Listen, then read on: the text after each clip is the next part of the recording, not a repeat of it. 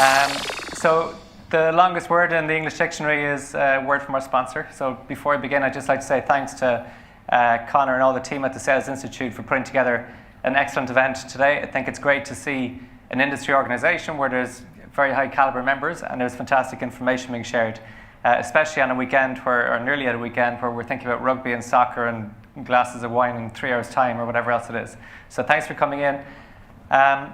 I want to talk about a couple of things today. I'm not going to take that long of your time. I want to speak about how we got into recruitment, which might help you understand that I might have a different view to some other companies in the sector. I want to talk about some of the challenges that we're seeing in recruitment. I want to talk about specifically then bringing people into Ireland, which I think is a key component of any effective recruitment strategy. And then at the end, I just want to talk about what I think sales directors should be doing to influence recruitment in their organizations. So they're the 4 things I want to do. I'll start off with the challenges. There's been a lot of talk about this today. I mean, we're in the cold face of it. I've probably spoken to some of you either as candidates or hiring managers. And I think we're all aware of these issues. The Irish economy is out of recession. You know, the Celtic Tiger is back. There's Tesla X's being ordered, and there's Porsches pulling up outside the Intercontinental. It certainly feels somewhat of a throwback to the kind of 99 days again. People are more comfortable leaving their jobs, which is going to make retention more of an issue. And we're also seeing the acute shortage of skills in certain areas. This is a closed shop, right? We're not trying to convince American companies to come in or anything today, so we can speak openly and frankly with this group, right? But there are skill sets missing in Dublin, or there's a lack of them in Dublin. And that's because the IDA have been probably the best FDI organisation in the world at bringing US companies into Dublin. They've done an absolutely amazing job of that. But that leads to a pinch somewhere, and the pinch is felt on the talent side. And I think all of us know that there's increasing difficulty getting very good account executives. And that's for 2 reasons. One is that it's hard to know how to get them and how to screen them, right? How do you know a good account executive? It's not a trivial thing to do. And the second thing is that there just aren't enough of them. There's also a lack of skills with a combination of certain languages. Most of your companies, I guess, will be selling into the Nordics, DACH and Holland. And they're the 3 key skills gaps that we see. You know, any combination of skills with those languages, there's a pinch on at the moment. The other one, which is kind of worrying that we're seeing, is we're seeing a slowdown in European mobility. We started working exclusively with software developers and moving them into Ireland. So 3 years ago, we had no office outside of Ireland. We opened an office in Madrid, and today we've got 40 people in Madrid. But we opened the office in Madrid to get software developers from Spain and Portugal into Ireland. We can see from a data point of view that it's become more difficult to get the Spanish into Ireland. So we would have sent approximately 100 LinkedIn messages in 2014, and we'd have got about 30 responses from Spanish software developers. Today, when we send 100 LinkedIn messages with the same type of messaging and the same type of wonderful clients, we're seeing single-digit response rates. And the reason for that is that the Spanish economy has recovered, and there's 3x more available jobs in Spain today than there was 3 years ago. So there's a shifting pattern there in terms of labour mobility. I think if we're going to be smart as companies and smart as a nation, we have to accept that, and we have to acknowledge it, and we have to find ways around it. In software development, what we're doing is I'll give you a quick anecdote. We're working with a company in Dublin. They're hiring 200 R&D engineers at the moment. So we met them at the start of the year and we said, look, we don't even want local recruitment. We don't want to go to Finurgo to place in Phineas, to move to Fleetmatics. Like that kind of local carousel, it's not serving a long-term value. We're cannibalizing our own market. So we don't want to do the local piece of recruitment. There's plenty of other companies that will do that. We don't want it. And we also don't want the European mobility part, because we'll fail to deliver effectively on that. So we said to them, give us the non-EU portion. If you give us the non-EU portion and give us exclusivity on it, we will find you the best software developers in the world from Brazil and Argentina and South Africa. We'll get you the best people. We'll educate them about the opportunity at your company. We'll discuss, why Ireland with them, and we'll give them an honest picture of what it's like living here. and we'll help relocate them. So the company gave us the contract, and we're placing between 4 and 6 software developers in there every month. And 100% of them are coming from outside the EU. So, we could have sat in our hands and gone, oh, our model is broken, we can't get guys from Spain anymore. Or we could just go, okay, we need to pivot, we need to be more creative, and we need to work with our customers to help them understand the reality, but also the opportunity. So that project is going really well. I don't know how that exactly will translate into sales. Maybe there's fantastic software developers in South Africa that you need to be bringing over to Dublin. But it's just accepting that there are changing patterns of international mobility. The same is true on the European side. It's always been difficult to get Dieter from Berlin to Ireland because Dieter thinks that it rains all day in Ireland, and we're still in a land of kind of a collapsed economy, right? That's still a big barrier that we have to overcome, but we're working on it. The other thing is a short to 10 years of employment will mean that recruitment is even more important. If you can't get the guys in, it's not like for a lot of companies, it's not even we can't get the star performer or we've built a commitment culture and we can't get the competent nice guys in. It's just that roles can't be filled. And the downside in sales is that the cost of that on a monthly basis is the number that the salesperson would have been hitting. That's the real cost of not having the person in place. So there are some of the challenges. I'm not going to win a PhD for my research. There's been fantastic research done by Amorok and by Inside Sales. It was showcased early on, right? This is from what my first boss would have called the Krusty the Clown School of Management, right? It's very, very light research. I went on Indeed recently because we were working with a Dublin-based company and they were looking for German-speaking account executives. So I went to Indeed.com, which I'm sure you all know. It's spiders every job board and every career site on the internet is the Google of jobs. So they pretty much get the full inventory of jobs that are being advertised. I don't know if you can see that, but there's 271 jobs in Dublin that are being advertised for German-speaking salespeople. Okay, so that's a glimpse of what the demand is. It's not very scientific, but I think it's pretty accurate. The 271 jobs, some might be slightly duplicated. You might have a recruitment agency advertising for a US client or whatever. But there's also multiple roles for each one of those jobs that are advertised, right?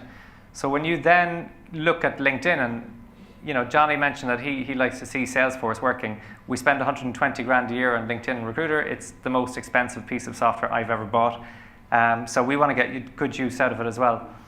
When you go into LinkedIn and you try and see, okay, if the demand side is for 271 German-speaking salespeople in Dublin, what does the supply side look like? And if you put in account executive in Ireland, not in Dublin, because in Dublin you have the good fortune to be able to pull people from the countryside. It doesn't work as well the other way around. But there's 137 account executives in Ireland who speak fluent German who have identified themselves as such on LinkedIn. Okay, you could say there's some on Zing and they're not appearing on LinkedIn and all that, right? But these are the tools that the recruiters in your organization have to work with, and at 10 grand a year, that's what the recruiter in your org is seeing when they search for an AE with German-speaking skills, right? They're seeing 137 of them. A busy internal recruiter or agency recruiter will message, they can message up to 100 people a day, right? I mean, if they're being super efficient. So they can actually reach out to the entire cohort of German-speaking account executives in Ireland within 1 or 2 days, right? So we need more of these people in Ireland, right? That's the short of it. If you go more niche into a role, like if you're looking for a sales engineer who's got some experience with Unix or Linux, who speaks fluent German, you're down to really, really small numbers. It's like 7 people. So if there's 7 of your companies in here looking for sales engineers, and there probably is, you alone have maxed out demand for all those 7 guys that are actually in Dublin, right? So we can do 3 things. One is we can sit in our hands, we can hope the problem goes away, and we can just tell our bosses that, there's a skills shortage and you can't do anything about it, and that's the way the world is, and eventually you get fired. The other thing you can do is you can poach from other people's companies. So you can poach from each other, and you do that kind of carousel. You run that in Dublin, which is what happens and will always happen to a degree. But the other thing we can do is that we can bring people in. And bringing people in is the single best thing we can do to help the talent market in Dublin, right?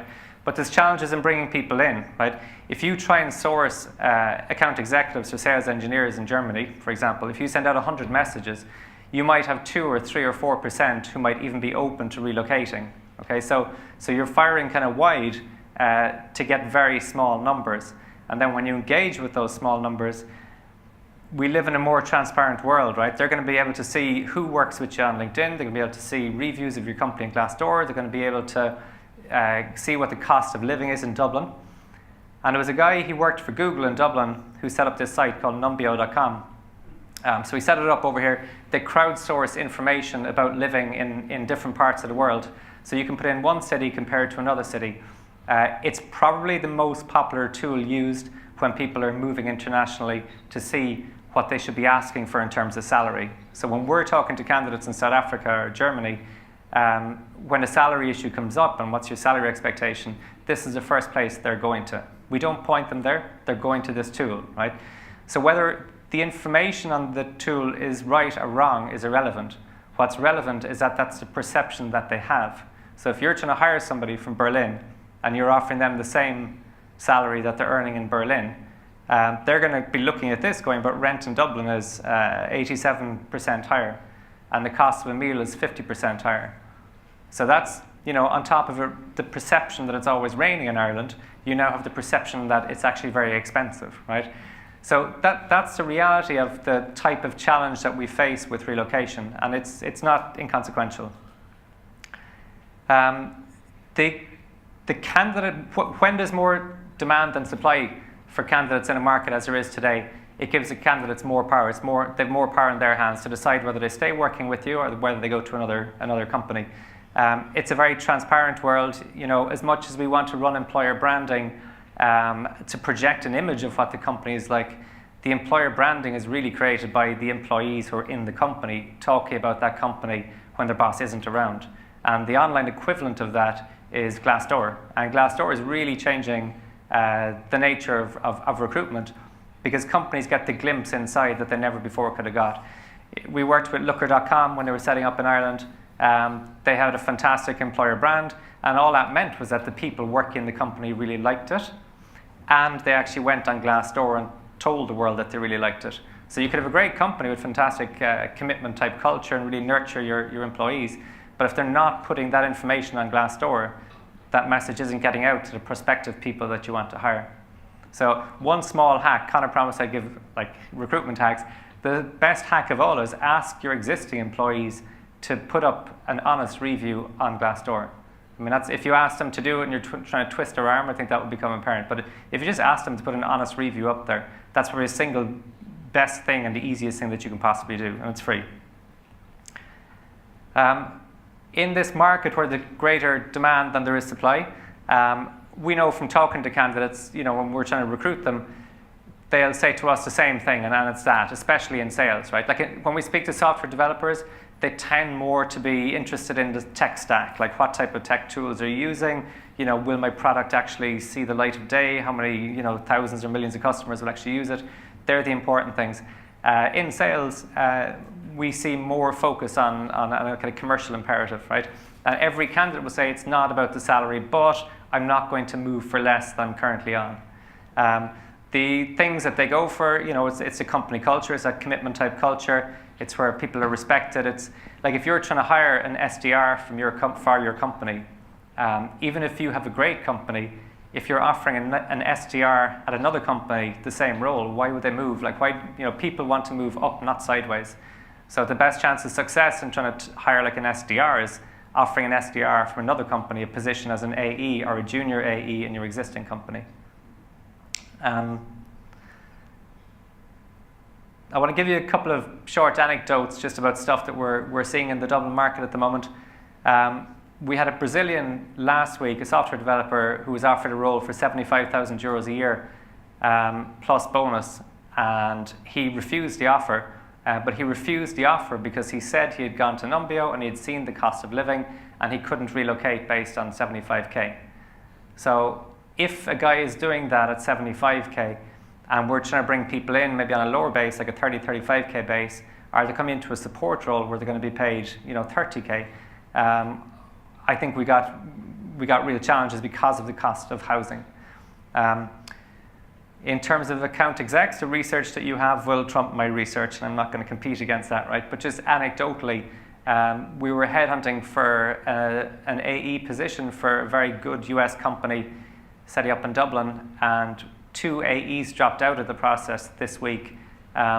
Both of them asked for salaries of over 200K OTE, so 100 plus 100. They were over the 100 plus 100, so they were dropped out of process. One of the inherent problems with headhunting is, and we only headhunt, we don't advertise, or we very, very rarely advertise. One of the problems with headhunting is that we're going to a candidate saying, will you come and talk to this company? Would you like to work with this company? So it's easier for candidates in that situation to say, yeah, but I'm going to throw out a crazy number, right? Whereas if a candidate applies through your website, it's not as easy because you're sitting in an interview going, well, why did you apply if you're looking for 200K, right? I'm not saying account execs should or shouldn't get paid over 100K or 200K OTE. I'm not saying that, but I'm just saying that that's what we're seeing, and both of those guys had about 8 years experience. We're seeing SDRs, a lot of jobs being turned down at the SDR level in the last 2 or 3 weeks. In the last 2 weeks, we had 5 SDR candidates offered roles, and only 2 of them accepted. So that's unfamiliar territory to us. Like, we're not used to seeing 60% refusals, and we only work with very, very good companies. So that's, I think, an indication of how the market is changing, and the indications are next year it's probably going to get even tougher again. So that's the kind of doom and gloom part, right? And I'm not trying to make it, I don't mean to be negative in this. We have a fantastic country, we have a fantastic ecosystem built up over here. I'm sure you've all seen the slide of all the US tech companies situated in Dublin that the IDA put out. Outside of Silicon Valley, I think we have more tech people working per capita in Dublin than anywhere else in the world. So word has got out that it's a fantastic place to work and live. I heard a speaker from IBM mention earlier 50% of their staff were coming from overseas. It's fantastic that we can have done that. I remember working in the tech sector in Ireland when I started in the kind of mid-90s. If there was an English guy in the team, it was kind of, cosmopolitan, It's great that we've actually moved from there. We're much less homogenous as a country, and we're much less homogenous as a sector, and long may that continue. If we want to get better at bringing people into our island, we have to box more clever. We have to be smarter about how we do it. We have to realize that our back is against the wall in terms of competition from other cities. When you look at somewhere like Lisbon that got the Web Summit, and they got Surf, and they got Sun, and they've got a booming tech culture over there, and you're going, Dublin is rainy, and we don't have Surf, and we don't have the Web Summit. These are real challenges that we face, and we have to be realistic about it. If we've been the best country in the world at attracting US tech companies into Dublin in particular, why can't we be the best country in the world at attracting talent in here? And who's asking that question, or whose responsibility is that? The IDA have done some fantastic work in it. They've put sponsorship money into a project in that area. But I think the responsibility is actually ours. I think we can't externalize that and say it's up to government or it's up to somebody else. I think they have a part to play in it. But I think that if we're not realistic about relocating talent here, our industry won't continue in the way it is. We need to do that at an individual level by being more open-minded, by saying we will hire software developers from Brazil, or we will get work permits. It costs €1,000. It takes 15 days if you're a preferred partner. It's very easy to do it over here. We need to be more open to relocating people from Europe when we can get them. We need to handhold them a little bit more. We need to help them with their PPS numbers, opening a bank account, settling in. That's a responsibility that we have, and nobody else can do that for us. There's no outside agency that will do it for us. In terms of stuff that we're seeing working, number one is referrals and networks, right? So I worked for 15 years building tech companies before I ended up in this. I would never say to somebody, go to a recruitment agency as your first port of call. I would say go to a recruitment agency as your last port of call. The best employees that get productive quickest are from employee referrals. If your company won't give employee referrals, or if the employees won't give referrals, there's something wrong in your company. Either you're not asking for them, or there's something seriously wrong in the company. The best companies will get up to 50% of new employees from referrals. So go to your employees, sit down with them, work the network. That's the single best way that you can get people. The other way is to understand that you have to hire to promote. Nobody wants to move, like I was saying, as an SDR from one company into an SDR in another company. People want to feel progress. The requirements need to change. We need to import more talent in. The other thing that I've seen is that it's not always the best companies that get the best people. It's the people that run a good recruitment process. And when I say that, I'll explain a bit more in the next slide. But you can't, like a lot of indigenous Irish software companies say, we can't compete for talent because Google and Twitter are hoovering up all the best guys. You know, that's not the case. Actually, there's a misconception there. Like the Googles and the Twitters and everybody else are helping attract people in from outside. We're all beneficiaries of that. The people that often get the best candidates as hires have a good recruitment process and treat the people well through the process. So my parting thought on it to share with you.